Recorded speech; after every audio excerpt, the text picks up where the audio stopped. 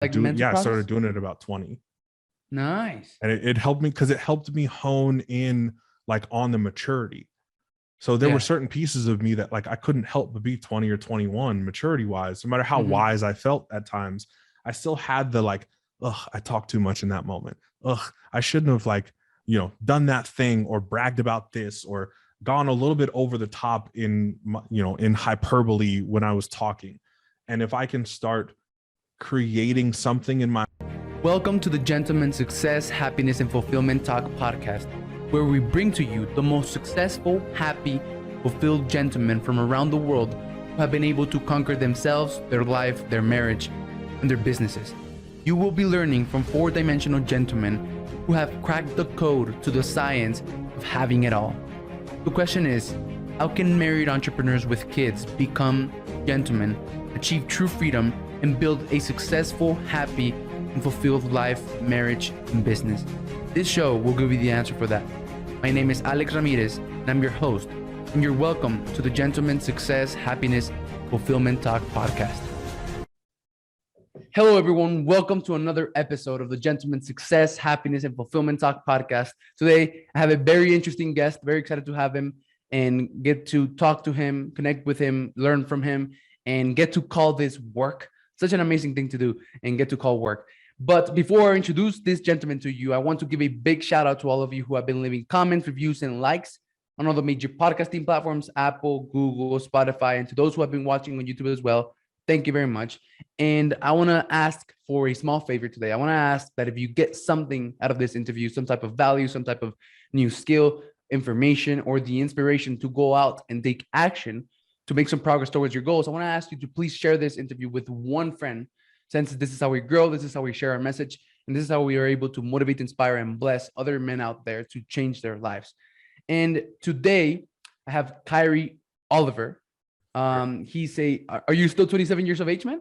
No, I just turned 28 about 2 weeks ago. Cool. Extremely Yeah. young. He's a 28-year-old motorcycle rider, former Division I football player who has made a name for himself in the online space as a top performing digital marketer with over, I guess now, more than $85 million in revenue generated for his clients with Facebook ads. And Kyree is in the top 0.05% of marketers out there. And he takes his craft seriously and has interviewed over 1,000 people. I'm very excited to talk about that as well, from drug addicts to billionaires in his quest to better understand human behavior. Businesses come to him when they want results from Facebook and Instagram ads that show up in their bank account. And this is what he did. He had a rough upbringing, and but now he's here. So I'm excited to dive into your story, man. Thank you very much for being here and making some time. And you are welcome, Kyree. Yeah, thank you, brother. Thank you for having me on. I appreciate it. Awesome. So, man, the first thing that I do with my guests is I tell them to walk us through their entrepreneurial journey from the beginning to now in 75 seconds or less. Okay. Well, that's a big ask. So again, former Division I football player, ended up getting hurt, trying to find something else. In that pursuit, I started interviewing people. I was 19 actually when I started. I just wanted to figure myself out. Honestly, it was kind of a selfish endeavor at first that turned into an obsession. I wanted to figure out if I could find patterns between what made people successful or failing at things in their lives. Can I find what's going to be the recipe for one or the other? So I started interviewing anybody I possibly could. Separate from that, started running advertising for a friend of mine. He had been scammed by a marketing company. I have no marketing background, actually. I still have no like formal marketing background. But while I was doing these interviews, I was also starting my marketing path with this friend. And my intention was, can I just be in this, learn it enough so that I can learn to market for myself to help people? That turned into 6 years, and actually we've done about 120 million for my clients so far. So I got to actually go update my website now. Yeah. I haven't done that in a while. So it was kind of this path of marketing and coaching, and I didn't know how to mesh the two. And I realized I didn't have to. I could have marketing. That was a skill set. My obsession with human behavior and human interaction helps fuel the marketing fire. But coaching is who I am. This is what I do.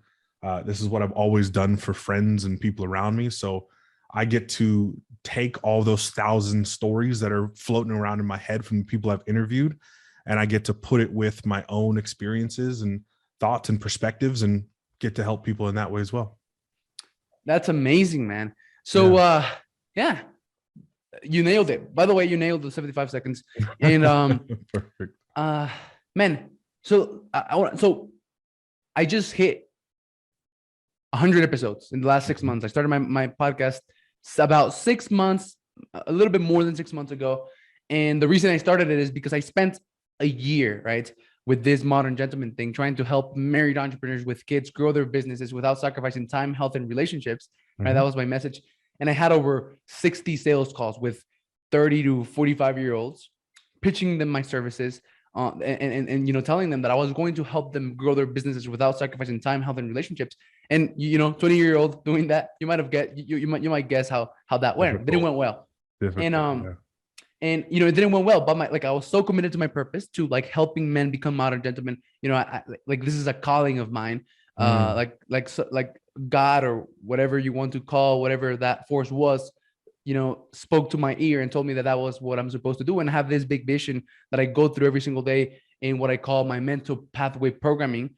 And it wasn't working. So I started my podcast. I wasn't making sales working. So I was like, well, there's got to be a way for me to be able to impact these men that I want to impact. And the way that I found was by interviewing, modern gentlemen, right? By interviewing men who were where I wanted to be, who were the definition of modern gentlemen, who were doing the things that I wanted to do, who had the life that I wanted to have. Yeah. And I was like, I'm going to benefit from this at the same time as my listeners will, benefit. And that's Absolutely. That's why I started my podcast.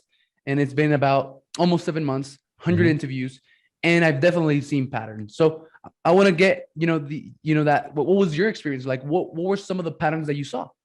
Yeah. I think it was all over the place, again, because I tried not only the guys that I wanted to be like, I tried people I didn't want to be like. Oh, okay, cool. And so I wanted to recognize what are those patterns too. And what's funny is the similarities I found between the people I didn't want to be like as far as their lifestyle, and some of the men I wanted to be like as far as their finances had a lot of similarities. And so I realized that a lot of the habits were the same between the quote unquote failures and the quote unquote successes in life. And a lot of the men who had the status or money or power that I wanted definitely didn't have the behind the scenes life or the behind the curtains life that I would have desired. They didn't have the marriages. They didn't have the relationship with their kids that they were looking for. So I did 65 end of life interviews. So I was interviewing terminal patients within 6 to 9 months of, they knew they were going to die. Damn. And for me, the big thing was, I want to know what I'm going to think about. I want to know what's going to be important. I want to know, what I would have regretted had I not had this thought. I did most of these interviews between like 19 and 22 years old, and I was just literally obsessed with it. And I just wanted to know, what is this going to be for me? It was, again, kind of a selfish endeavor. I wish I would have known what a podcast was at the time, or knowing how to kind of use the information. It's all just, again, kind of floating around in my head now. But when I run up against something, or when I hear a story, or when I'm helping one of my clients, I have the story that this person told me that I can now relay to the client or relay to the person in that moment. And I just had to trust, when I was getting all this information, that the right things were going to pop up at the right time for me to be able to convey to whoever needed to hear it. So I would say the biggest patterns were none around business, which was the crazy thing, which is why I like when you were talking about your 4 pillars, that the intrapersonal came way before the interpersonal. And that you said with your 3rd pillar, which is finances, that comes naturally once you have the first 2 pillars. Yeah. What do I want? What's my purpose? And how do I feel about myself? Or those two were inverse. How do I feel about myself? And then what's my purpose? And then finances just come along with it. So I started realizing, like, the things that are important to me at the end of my life have nothing to do with how much money I'm able to make. Now, it probably alleviates a lot of the pressure along the way. Wait. Repeat that one more time, man. The things that I'm going to care most about at the end of my life have nothing to do with how much money I make. Holy shit. I don't remember any single person valuing what they had accomplished, like, professionally, when they were literally up against death. So most of them had valued it probably too much for the rest of their lives. And I don't think any of them cared. One of the guys I had interviewed, he died between me interviewing him and the next person. Within like 3 days of me interviewing him, he had died. He had made over $600 million in his life. And I asked him, one of my questions that I always ask, if you could go back and change one thing in your life, what would it be? And he kind of sat there and started tearing up. He's like, could I have four things he wanted to change? And I was like, I mean, I guess. Yeah, of course. And he said, I would have gone to at least one of each of my son's baseball practices because I think that would have made the difference. He hadn't showed up to a single sporting event. He had 4 sons, not a single sporting event. He went to one of their weddings. He went to none of their college graduations. He had met, out of, I think he had 9 grandchildren, he had met 2 of them ever. I don't know how many great grandchildren he had, but he had never met any of them. This guy was in his 80s, and his last son he had seen 12 years prior. And that was like, he had sons that he hadn't seen in 30 years. And his last son that he had contact with was 12 years before. And he was like, none of them, I'm not going to see any of them before I die. Holy shit. Yeah. So to me, when I hear guys our ages, older, valuing or overvaluing the status of the money, I can't help but think of him. I can't help but think of that guy who would have traded all of it. And that's what he said, actually. He said, if I could exchange the $600 million that I've made for a $60,000 a year job and time with my children, I would have done it in a heartbeat. That was the first thing. What were the other 3? So no, each one was each of his son's baseball practices. Damn. Yeah. He said he would have traded all of that in order to show up to his kids' practices and make $60,000 a year working whatever job. And he would have traded all of the hundreds of millions of dollars literally just for that. Yeah, man. Yeah, it's so yeah. Like if you meet someone, who's lying in their deathbed, like none of them are going to say, bring me my monogamy frame of this achievement or this achievement, or bring me like my first $1 million check that I had, the picture of my $1 million check, my first $1 million check that I earned, or bring me the keys to my Ferrari. Like no one is going to say that, right? Exactly. So what is it that is truly important? I think it's family. People, first. Right? Yeah. Yeah. Family. And it's the relationships you have. I like this book. I refer it to a lot of the young, successful guys that I work with. It's called Never Eat Alone. And it's around like the value of relationships and how isolating entrepreneurship can feel sometimes, or it feels like you're incentivized to isolate, or, hey, if I get a girlfriend or a wife, that's just going to drag me down in my business. It's going to be a distraction. And people don't realize that literally the woman's job is to amplify. Whatever you bring to the table, her job is to amplify. So when we say this is a distraction, this is going to bring me down, all I'm hearing is that you don't know what you bring to the table in a relationship. You don't know that you actually have something to give her to amplify. You don't have the house that she can make a home. You don't have the seed that she can turn into a child that you guys get to co-create together. And I think there's a weird thing, especially in young men in entrepreneurship right now, where there's a lot of the, marriage isn't fair for men. Marriage doesn't make sense anymore. And I know that those guys are going to be searching for something that they're never going to find. And what I try to find with guys, because I work mostly with, again, 6, 7, 8 figure guys, I try to find what's the hole that they're trying to shove money into. Yeah. Where's the little piece of their soul? Ooh, that was great. That they're trying to fill with money or status or power or look at me or the flash. What's that little piece of your soul that you're trying to fill in and to put a Band-Aid over? And let's start poking at that, because that's where the answer comes from. You already know how to make money. Let that be a natural consequence. Like, I love that your third pillar is the finance, because it comes naturally. Once you know how to make money, you just know how to have it. Why are we focusing on it anymore? Let that be a natural consequence. Let's go focus on the things you've been ignoring. Yeah. Man, we're like 50 minutes into this interview, and I've never said this before. Yeah. This is my favorite interview, like till now, man. Well, damn, and I've interviewed like very wise, successful people. I don't know. Like, From like the first second that you know that I started talking, I was like, oh, like I felt something nice, right? Yeah. And yeah, I didn't expect so much wisdom, man. Honestly, Thank you, brother. yeah. It's been such like a thing I almost didn't give myself permission to share this stuff until I was 30. I just posted about it the other day. I was like, I'm still 2 years from when I thought people were going to take me seriously. I Yeah. thought nobody was going to listen to what I had to say, no matter how many people I talked to. Because to me, it wasn't, I hadn't lived enough life in order to be somebody worth listening to. And that, to me, that was 30. I can't even start talking about this stuff until I'm 30. And I've been doing it for 4 years now. And I just gave myself permission to be this type of person toward people my age, younger and older than me. My oldest client right now is 53 years old. And I was confused when he hired me. I was like, why are you Yeah. reaching out to me, bro? And he was like, you've obviously figured something out that I haven't. And I want a piece of it. I want to figure out what that is that you figured out that I haven't yet. And then your energy is so like calm Mm-hmm. and grounded, man.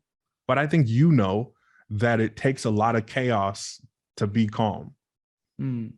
Guys who I can tell when guys haven't been through much because they're super, super jumpy and jittery and excited all the time. And I can tell your soul hasn't settled yet. And I think that's the point I think I try to get most men to is how do we start to settle your soul? How do we get you this calm that I feel? And that's why, like, I have it tattooed on my knuckles, Papa Bear. That's always been a nickname of mine. And that's the energy I try to bring into it. How can we have the calm and collected still feels powerful and masculine? Like, you don't feel like you can take advantage of me, but I also don't have to rah beat my chest. You don't have to prove anything. Yeah. No. So a settled soul is what I think the goal is.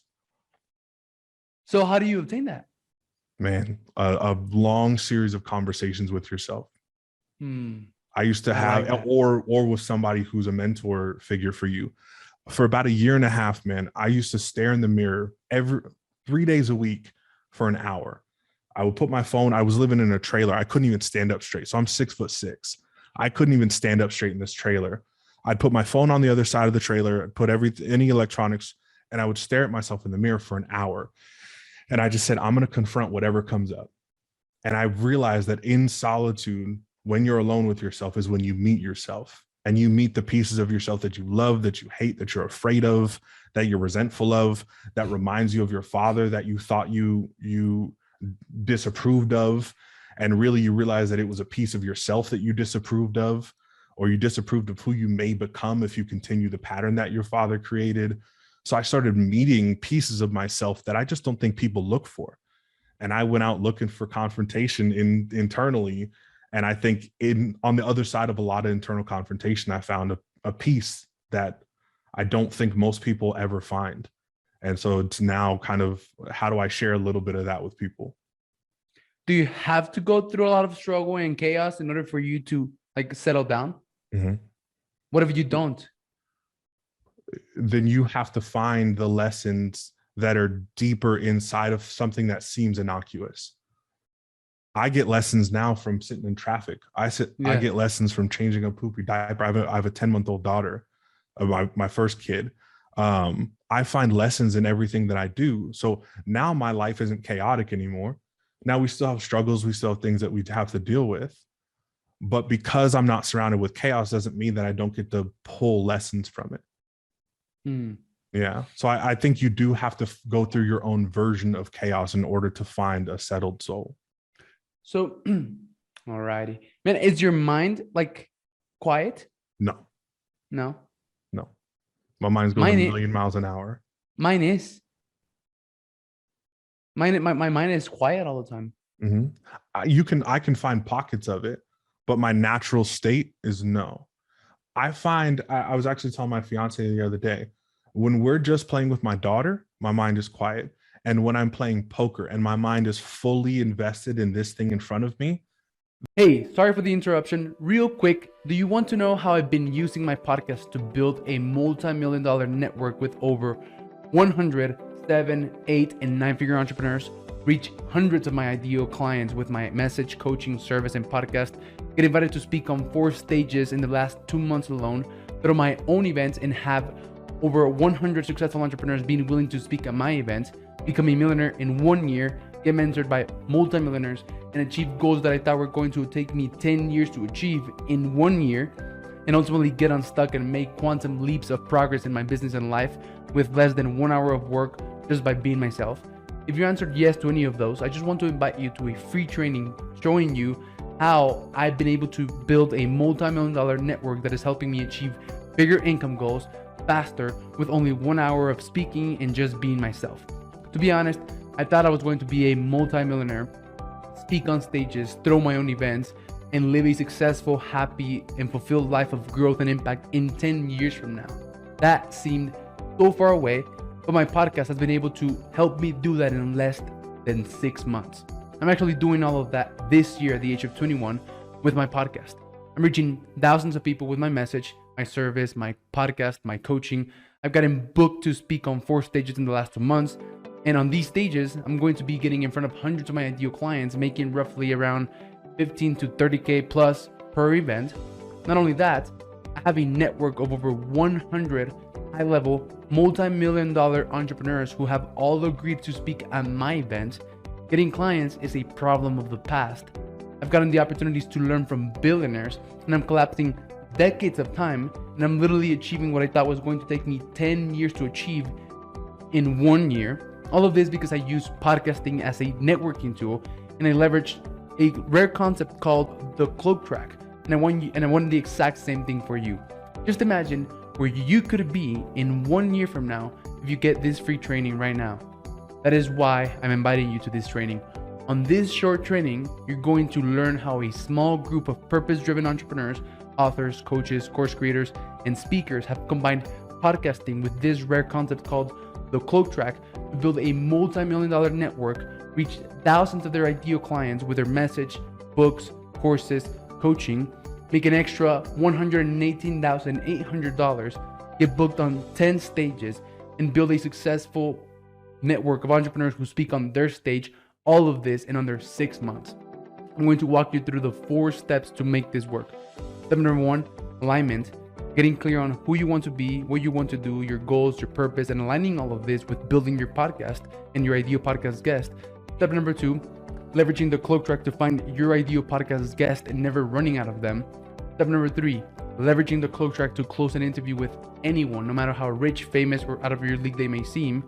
And step number 4, the content machine. The content machine is the key to tapping into other people's audiences. And I'm going to show you all of those 4 steps. The link to access this free training is in the description of this video.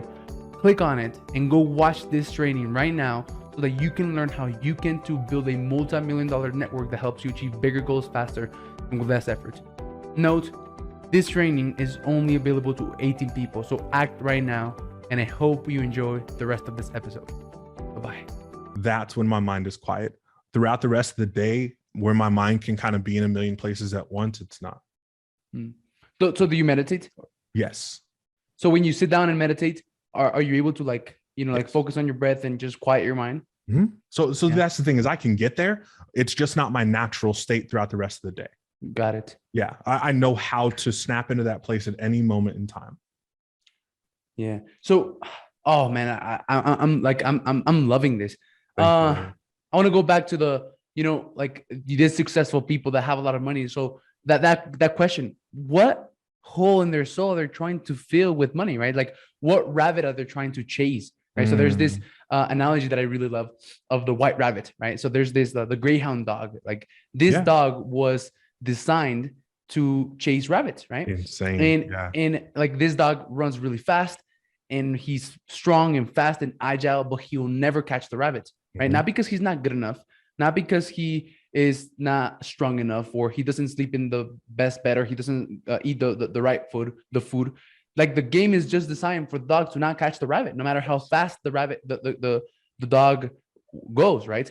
And but like at the end of the race, when the dog chases the rabbit and he doesn't catch it, how do you think the dog feels? Amazing. Yeah, I was gonna say, I Happy. think they feel great. Yeah, right. Because that's what they were born for, right? Yes. And like entrepreneurs live in this cycle of chasing a rabbit, chasing a rabbit, and then when they don't catch it, they feel not good enough, not worthy Horrible. enough, Yes. sad, in doubt, in fear, right? But they don't realize that the game is designed, like as an entrepreneur, the game is not designed to like get the rabbit. Mhm. Like if you're an entrepreneur, your purpose is to build businesses, right? Yes. Right. Not to like get to a certain destination that you think is going to make you happy. Mhm. Like the race, like the process is the destination, is the prize. So I think part of the danger for a lot of guys is they catch the first rabbit. They catch the first rabbit, and then you see Because the they million thought- in front of you, Mhm. or it disappears as soon as you catch it, and you realize, oh, there's all these other ones. It's called like the false peak. When I say, oh, I want to make 100 grand a year, I have it with one of my clients. We probably had 4 of these phone calls. Man, I wanted to make 100, a 10K a month, and then I did it, and I didn't feel how I thought I was going to feel. Yeah. I wanted to make 25. I wanted to make 50. He called me a few months ago. He made like 128 grand. This kid's 22 years old. Made 128 grand in a month, most he'd ever made. And he was like, dude, I was excited for 5 minutes. And then I got depressed. And he was like, what the hell, right? It didn't feel how I thought it was going to feel. We have this image, and those dogs probably have the same thing. How's it going to feel when I catch the rabbit? How is it going to feel when I have the thing? And this is what I try to get guys toward, is how can I help you fall in love with the pursuit? Can you just make the pursuit the journey? Can you make the pursuit exciting so the rabbit doesn't matter anyway? The rabbit's for everybody else, honestly. I want to build this $100 million company. You can say that because it sounds great. It's great for marketing. It's great for the thing externally. But if you can get internally to say, I'm just going to be in love with the process, I think that's how you actually win the game. Because this goes back to the guys that I interviewed at the end of their lives. They were always chasing the rabbit. None of them learned to fall in love with the process, which is why they get to the end and they got the rabbit and they lost everything else in between.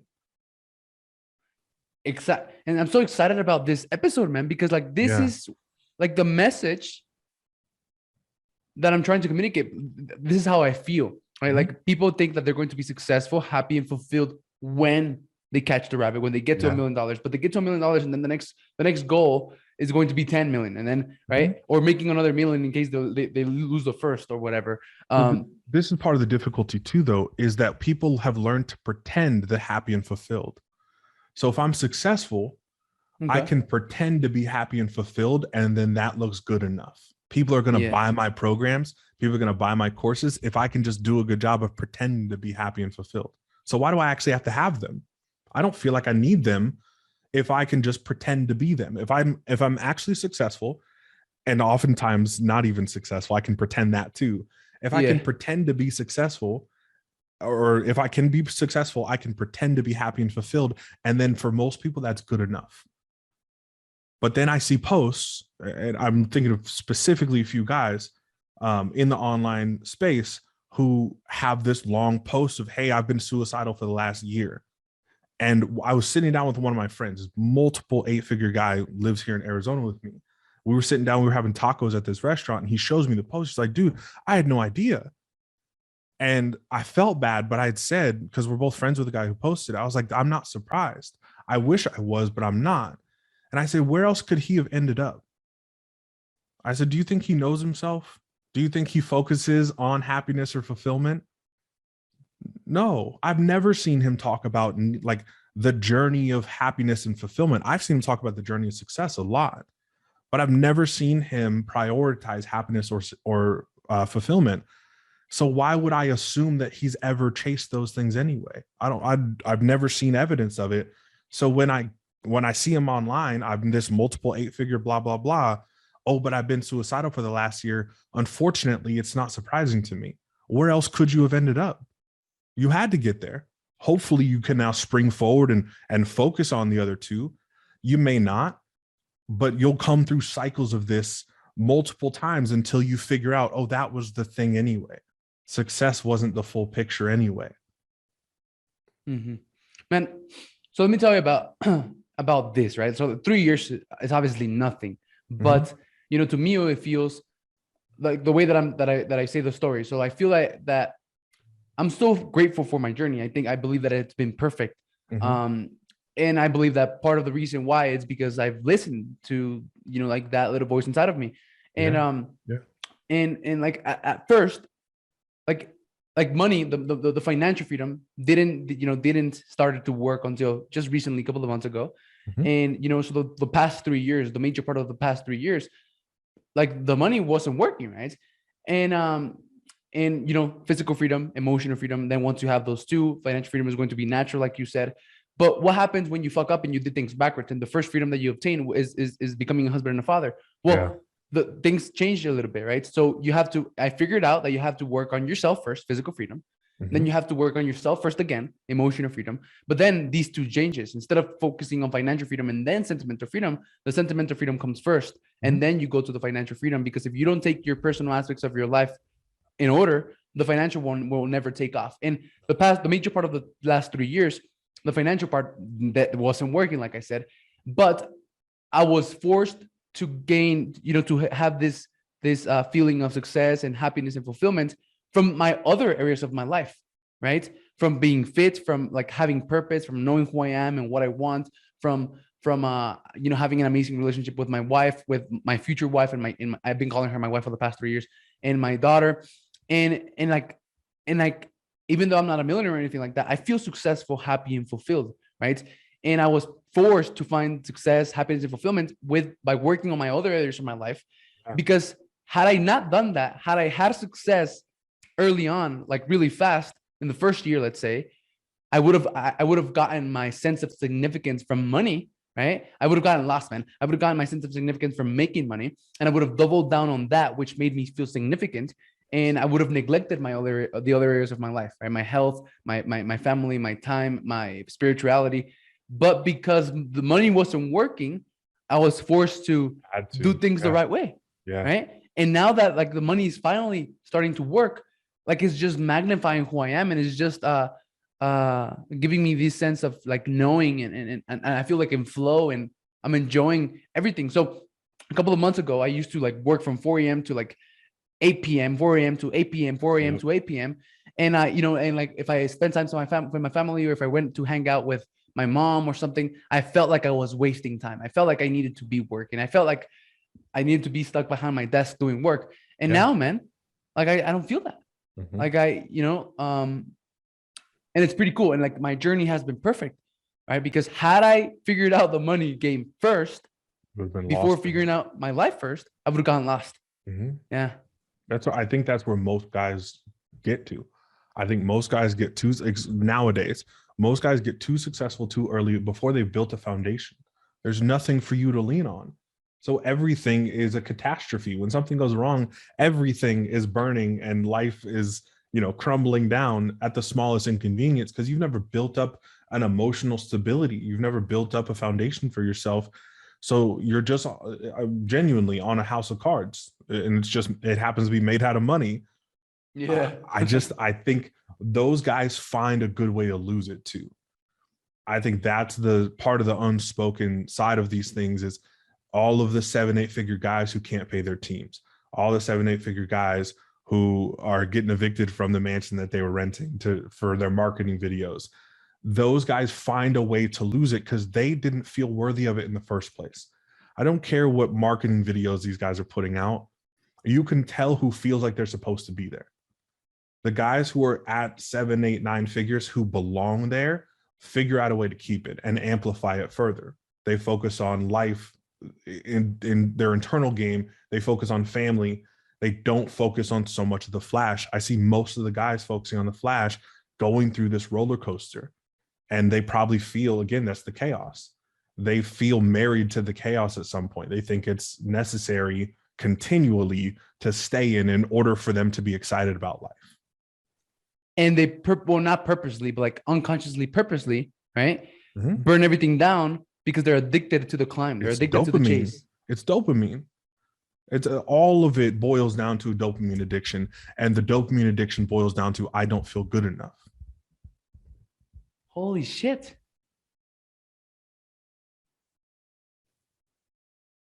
Damn.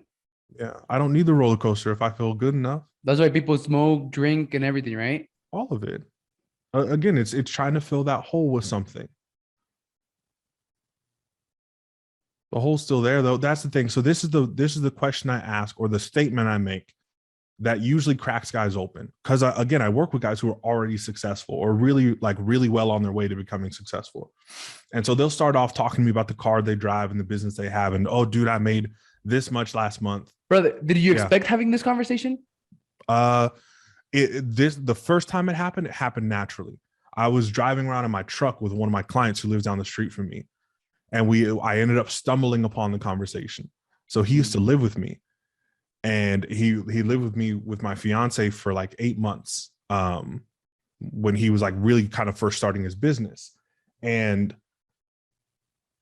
he started going off on this whole thing. I want to be the Michael Jordan of this and fuck everybody else. And I don't need relationships and I don't need blah, blah, blah, blah, blah, blah, blah. But I'm going to be the greatest of all time. And I don't need any of the other stuff. I just need to be great. And I think a lot of guys are on that train. I just need the Lambo. I just need the Ferrari. I just need the mansion. I just need the high rise in Miami. I just need those things. And I tell them, I slow them down at the end of the day. I say, look, nothing you're telling me right now raises your value in my mind. The amount of money you make doesn't increase your value in my mind, which is partially what makes me valuable to you. Because most of the people in your life are going to value you more based on the amount of money you make. And it just doesn't do anything for me. Now, it doesn't make me devalue you either. But I'm going to value you based on you as a person, not the accolades, not the anything else. And I say the only thing that allows me to do that is that I know what you lay in bed and think about at night. And I said that in this coaching session with this client. He was doing his whole Michael Jordan thing. I'm going to be the greatest of all time. And I said, I know what you lay in bed and you think about at night. And I think he got defensive at first and he stopped himself. And he's like, well, what do you mean? Because he assumed what I meant. And then he went off on this whole thing. And I said, I see you when my fiance Amanda, when we're cooking dinner together and playing music and hanging out and laughing and joking and cuddling on the couch, watching our shitty, 90 Day Fiance TV shows together. Yeah. I see you looking at us. I see you watching what we have. You don't lay in bed and think about the Bentley at night. You don't lay in bed and think about the Rolls Royce. You lay in bed and think about where's that for me.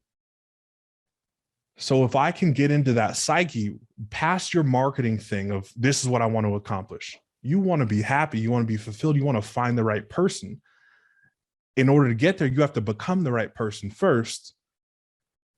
That's what you actually value. When everybody else is stripped away, when there's no social media, when there's nobody watching, when you're laying in bed alone with your thoughts, that's who you actually are.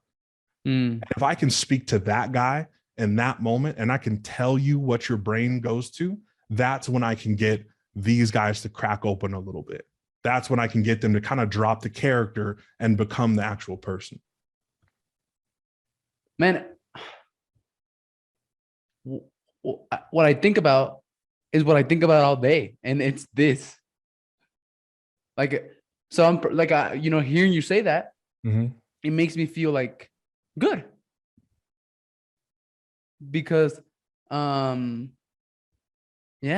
It makes me feel sounds good, like man. you focused on it for a while. So you said like 3 years is no amount of time. If you're being intentional about 3 years, that's 3 decades of normal people time. I think about like, how long have I been living intentionally? And I would say it's probably since I was 19. So I have 9 years of like intentional living. That's why you're so wise, right? Exactly. When you talk to me, I'm not 28 when you talk to me. I'm not 21. Exactly. Right. So we've been able to speed up time with experience and a condensed experience. So when you say 3 years isn't a long time, that's the story I used to tell myself too. And it's not a real story. The real story is it's probably closer to 20, 30 years that you've experienced. You've just condensed it into 3 years, and congratulations. Because now you have so much more time than the rest of everybody else. The number one thing if you interview the 50-year-old entrepreneur, he'll say, man, I would give it all up to be 21 again. They all say that. Yeah. I've heard it since I was 20. Oh my gosh, to get that 20 years back, to get that 30 years back, do you know what I'd give up? All of it. That's what you'd give up. And I'm choosing to do that now. So, man, all right. So, I forgot what I wanted to ask, but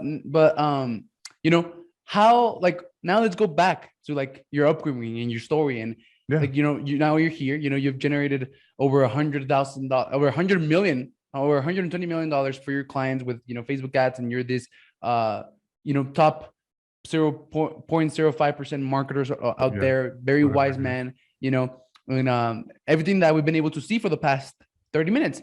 So tell me about, like, how did you get here? Like, have you always been like this, or like, tell me about your upbringing. What's your story? Yeah, I'd say there's pieces of it that I've always been. I've always, it was an interesting spot, like being, knowing I wasn't like everybody else, but I was never like a social outcast. I always had friends, I always had a friend group. I was always, I was playing sports. So I was able to kind of fit in that way. But I knew that mentally I was somewhere different. I knew mentally I was probably going to do something different than everybody else that I was around.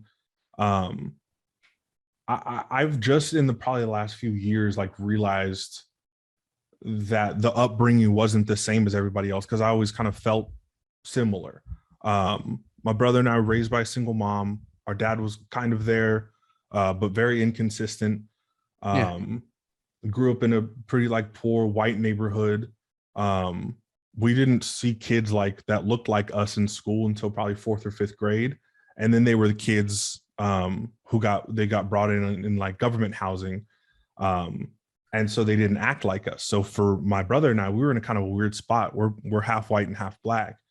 And we're being raised by a white mom. And so I had these kids who I felt like I acted more like, which was the white kids, but I didn't look like them. And then we had the kids who looked more like us, but definitely didn't act like us. And so I think early I had to develop a sense of identity, because I didn't just be able to say, okay, I'm just going to go with this group and I'm going to do everything they do. Because one of the groups that I felt more like, I didn't look like, and the group that I looked like, I didn't feel like. So I think I had to just find a little bit more of that identity earlier than we normally have to.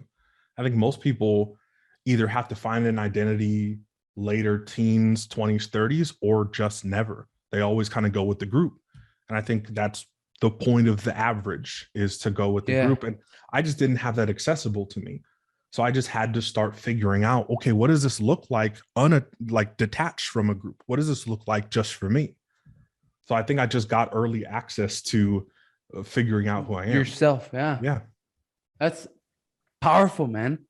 So, and I resonate a lot with that because, growing up in school, I was kind of like, I could hang out with the troublemakers, and I could hang out with the, I came to the US when I came, later on in my life. And in high school, I got a full ride scholarship, and I had like IB classes. So I would hang out with the troublemakers. I would hang out with the, like the IB students. I had IB classes, or normal classes, honors, AP, IB. I had IB classes. I would hang out with like the smart kids, the weirdos. I would hang out with like the party makers. I would hang out with like the fucking drug addicts. And like, I would like be bouncing around all over the place. Like I could fit in with everyone, but at the end of the day, I would end up alone. Yes. Right. And I don't know. Like I think about how more multifaceted it's made you, though. Yeah. I can now fit in any group that I'm in. I can go to the backyard barbecue at my uncle's house. And not that you need to. No, right? But I can. But it also makes you so much more resourceful, because I have to go find, what does this group value? And how can I do more of that? Or how can I talk like more of that? But then I can go into the boardroom and pitch on a corporate deal. I can go into the cigar lounge with a bunch of old guys and talk to them about whatever we're talking about. I can go to a marketing event and I can kill it at a marketing event.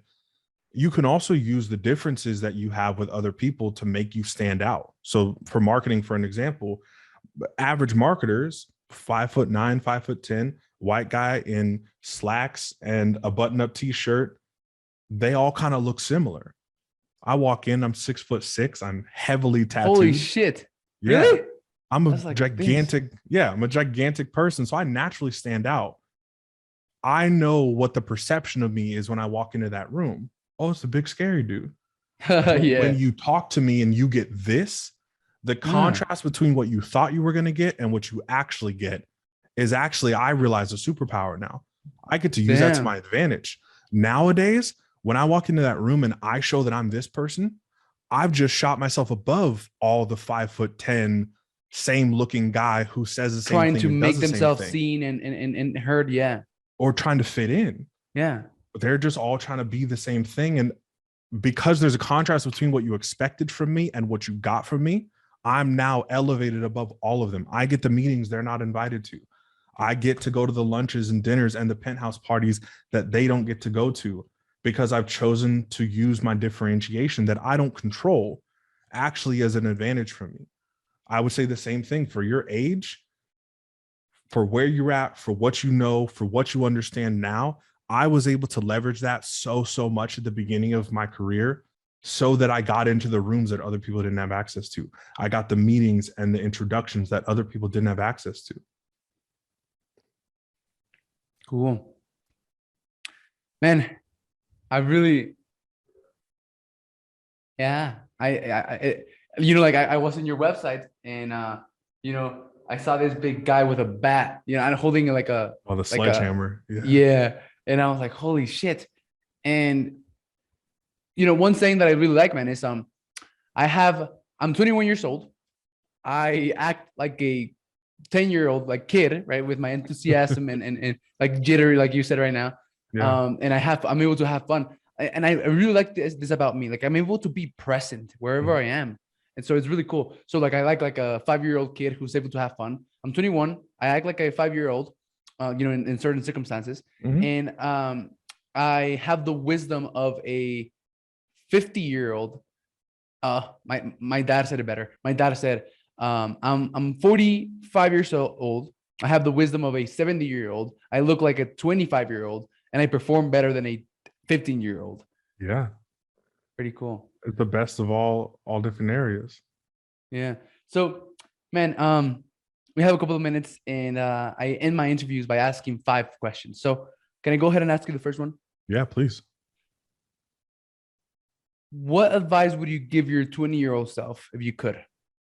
Paint a picture, a very vivid picture of who you're going to be at 40, and go make him proud. Nice. I have it right there. Like I have a vision board right there, one in my room, one in my other room. And I go through my mental pathway programming every single day. Let me show it to you really quick. Yeah. Look at this. So it's this like Vision board. Yeah. Yeah. And then here are my core values here. Love it. Right here. Core values. And then I go and then I have like literally like a step-by-step roadmap towards my goals. Mhm. And I have my goals, my 90-day targets for this Q3, I love a it. 90-day letter that I made to myself, thanking me for putting all the work. Mhm. I have Do the 20-year version of that too. the 20-year version. I have all my guys do that. Write a letter to your 41-year-old self. Oh, got it. Thanks. Yeah. Yeah, for sure. All right, I'll do that. I haven't done that for some reason. That's so when we talk about like the white rabbit, that's why I get to fall in love with the process, because my goal is always 20 I know years it's out. mine. I can never get to it. So if I can never get to it, I just have to commit to the journey. I don't even get to look at it. I get to have conversations with him. I get to know who he is, and I get to do the things today that he's going to be proud of later. But I can't just get there in the snap of a finger. Yeah. And like this is like a version of the 20-year letter is my Wikipedia page. I love it. Right. So like if someone looks me up in Wikipedia and I don't know 10 years from now, whatever, like this is what they're going to find out. That'll be all true. Yeah. Yeah. I love it. So all right. So the what was the advice? Advice for your younger self. What was it? Yeah. The advice was to write a letter or create a relationship with yourself 20 years down the road. Oh, okay. So get clear, paint a vivid picture of who you want to be in your 40s and make him proud. Got it. Yeah. Awesome. So the second question is around mindset. So what is a mindset shift that you've had that you think has allowed you to get to where you are right now in terms of like success? Yeah, I think a lot of it, again, it was getting rid of the goalpost. Throw the goalpost so far down the road that you can't even see it, and commit to the process, commit to the journey, and learn to enjoy and have gratitude toward the journey. During the journey, yeah. Yeah. Contempt without complacency. Absolutely. Absolutely. I think that's how you get the settled soul we talked about. Mindset map is about clarity. So do you have any advice? We talked about getting clear on who you want to be in 20 years from now. Most people don't know. Like if you go down the road and ask 100 people what they want, 99 will say, what do you mean now? What do you want? Yeah. Right. Even though it's the most important question in your life. So do you have any type of advice, tactic, strategy, tool to help people gain more clarity for their life? So I have people write down 2 schedules for their day. I want, this is also still 20 years down the road. I want your average work day 20 years down the road. What do you want your average Monday through Thursday to look like down the road?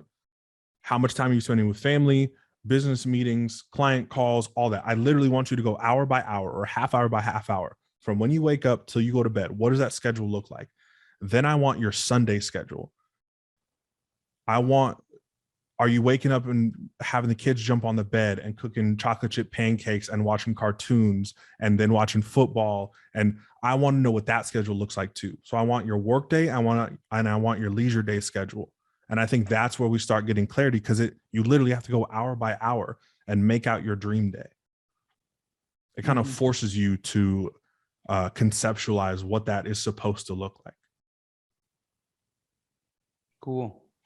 But this is your future schedule, or your future schedule. Okay. Because that's the thing, is it also makes you want to get closer to it today too. Yeah. I actually tried doing this, and I tricked myself into believing that what I wanted was to work from 4 a.m. to fucking 8 p.m. And that's not what that's but not that's what a I good wanted. season for your business. I used to work the 20-hour days.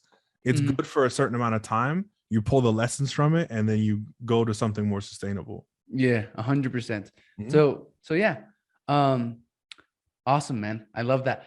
Mindset map motion. So what is the habits that you have right now that you think has contributed to your success? The habits that I have right now.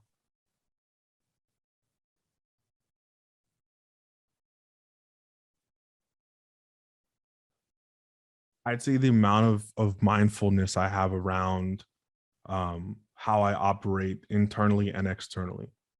I pay a lot of attention and care, or I did for a long time at least, and now it feels a lot more natural to how I'm being perceived at all times. I can analyze how I'm being perceived by the person in front of me and by myself. And I think the habit of just doing that, of always trying to check in the middle of a conversation, in the middle of I try to have my guys do it, especially the more talkative ones, in the middle of you doing a monologue of whatever you want to have being said right now, to try setting up a trigger in the middle of you doing something or saying something. How am I being perceived right now? Or maybe it's at the end of you saying something, when the person is processing what you've said, just a quick 5-second check-in of how do I think that was perceived when I just told that story, when I just said that anecdote, when I just bragged about myself a little bit too much in the line at coffee, or when I tried to brag about how much money I made. How am I being perceived by the other person? And then also, how am I perceiving myself in that moment? You have that as a habit? You have that as a habit? I started doing it at about 20. Nice. And it helped me, because it helped me hone in on the maturity. So there were certain pieces of me that I couldn't help but be 20 or 21 maturity wise. No matter how wise I felt at times, I still had the I talked too much in that moment. I shouldn't have done that thing, or bragged about this, or gone a little bit over the top in hyperbole when I was talking. And if I can start creating something in my mind to start checking in of how am I perceiving myself, and how is the person I'm communicating with perceiving me right now, it really helps me kind of reel a lot of that back in. Awesome. Mindset map motion measure. So what do you think about measuring and tracking? You're a marketing guy, so it's not even a part of me. I do analytics for marketing because I have to. There's no part of my nature though. I track and measure on the micro, never on the macro. Again, day to day, moment to moment. How am I doing? How am I feeling? On the micro, am I being right now? Yeah. Okay. Mine is all in the moment, because I think because I put so much work into building the habits, I've made it a natural part of myself now. So I don't feel the need to do the 90-day goals. Because if I'm just every day being the right person, whatever that goal was, it's going to happen anyway. So I don't need to look at it if I know it's already going to happen. My business, I've committed 22, 23 years old that my business is going to double every year. My business has doubled every single year. I've never written out a goal though. But at the end of the year, when I'm doing my taxes or when I'm calculating how much I've made, it has doubled every single year without fail. And I've never paid attention to it. I've never tried to write it down. I've just said, this is going to be a natural part of me. That's a great insight, because I've recently started to have this internalization of internalization that goals actually limit me. So this is a good conversation to have with my guys a lot, where discipline becomes a crutch. Discipline is great for a wild mind. For a chaotic mind, like 75 hard. Perfect example. Discipline, hardcore discipline, or religion, hardcore discipline is helpful for a wild mind. But as soon as you learn, again, to calm your soul, I think discipline becomes a crutch. I think discipline actually starts doing you a disservice. Sometimes instead of going with the flow, right? Yeah. Sometimes getting up at 5 a.m. and getting hard at work doesn't fit when my daughter wakes up at 6:30 and wants to cuddle with dad. Exactly. So what do? I sacrifice discipline for flow. And if I can start to mold flow around the habits that I actually want anyway, I don't need discipline anymore. But most entrepreneurs don't have that level of awareness. And if that happens, they'll still wake up at the time that they wake up, and then they will be fucking miserable because they slept 4 hours. So you're still in, that's the thing is, so this is actually a really good one for everybody listening to. There's 4 levels of business. You have the peasant. I'm just trying to figure something out. I'm trying to make some money to do something. You have warrior mode. I think this is 90-something% of entrepreneurs. I've done something to make money. I know how to make money, but I'm fighting against something. Why is there always tension? Why is there always friction? And some of these guys, warrior mode can be 8 figures for some guys. Yeah.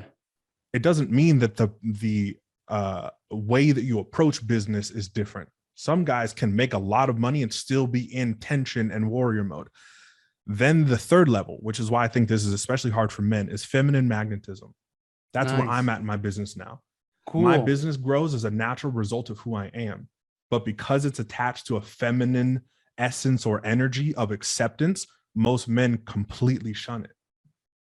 That's why we have the Gary V, I got to grind. I got to, hustle 20 hours a day. Then you have God mode. Almost nobody's there. This is Tony Robbins. This is Oprah. This is anybody who just, anything they create is gold. Dwayne Johnson, any movie he's in makes a fucking $1 billion just because he's in it. That's God mode. I don't think most people should try to attain God mode. I think feminine magnetism is where most of us should aspire to be in our businesses. Man, holy. So I call it 4 levels of awareness, right? And the first level is the to me mode, right? That's where most people are stuck. Most of the world are stuck in to me. Yeah. Everything happens to me. I'm a victim, right? This is a very disempowering way to live. And the second level of awareness is by me, right? Most of the personal development industry, you mentioned Gary V, that is designed to take people from the to me mentality into the by me mentality. But the by me mentality, like you said, is hard, right? Like you got to push, you got to grind, you got to hustle, right? Everything that happens will happen by you. Like you're the one who will make it happen, right? Yeah. The third level of awareness is through me, right? Like when things are happening through you, things are like happen easier. They're in flow. You're doors a conduit. Open before you even touch the knob, right? And that's where I feel I am right now, right? Because of God. Like I feel that I'm just like tool of God, man. I've been able to like feel that and realize that I'm just a tool of God. I'm just like a vehicle, like a I don't know how to. You're a conduit for something much, much bigger and greater than I could fathom. Yeah. And I'm just like, I don't even know what I'm doing, man. But yeah. So like that's through me. Everything is happening through me. Like God is operating through me, right? And that's like things happen. So like if we have a guy, right, like that's trying to meet the sales quota, that is in through me, and then we have another guy that is trying to meet the same sales quota, and he's in by me. Like this guy right here, the guy in by me will do 100 calls per day. He'll like do 100 knocks, right? Whatever. And the one in through me, he'll have like a regimented schedule as well, right? He'll do the work that he has to do, but then he'll go to Starbucks, he'll get in line, and then he'll meet someone who knows someone who turns into a guy, like a big sale that, that helps him get to that quota. Absolutely. Right? And then we have the ask me, in which, like you said, the God mode, ask me everything. Like you're able to see you and everything. Yeah, right? That's like the height of empathy. Is I can put myself in any shoes, and I can put any shoes on me. Yeah, exactly. And so most entrepreneurs are, in the buy me mode. So how do you get from the buy me mode into the through me mode?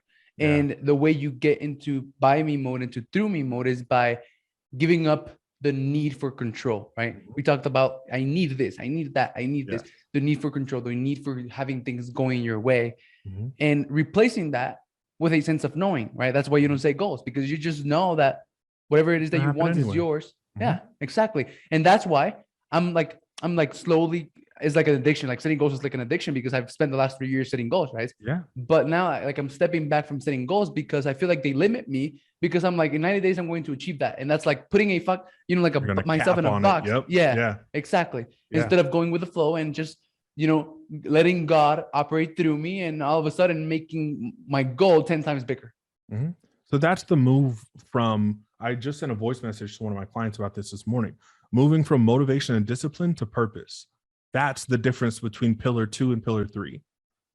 I'm moving from discipline and motivation, and I got a goal set 30 day, 90 day, 180 day, 1 year out. Now I'm moving into purpose, and purpose allows me to flow. Purpose allows me to be a conduit for the higher thing.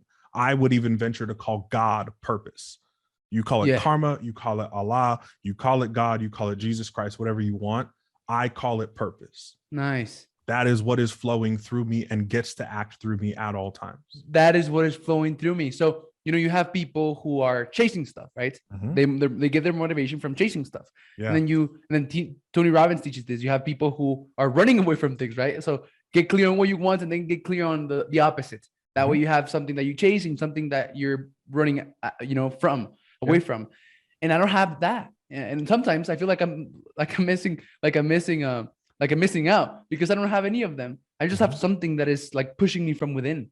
It's a better place to be, man. You'll save yourself a whole lot of stress.